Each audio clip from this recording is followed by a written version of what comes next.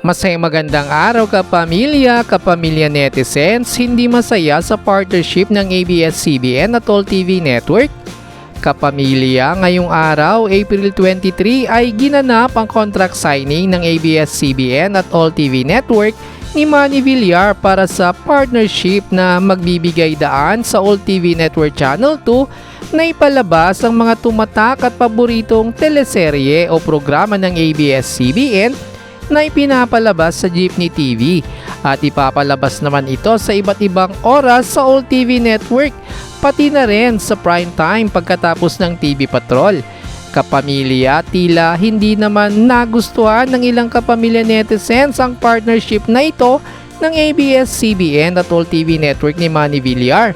Reaksyon ng mga netizens: si Camille Villar bumoto din noon na hindi i-renew ang frequency o franchise ng ABS-CBN. Kapamilya channel on cable TV pa rin kami everyday. TFC at I Want TFC kami.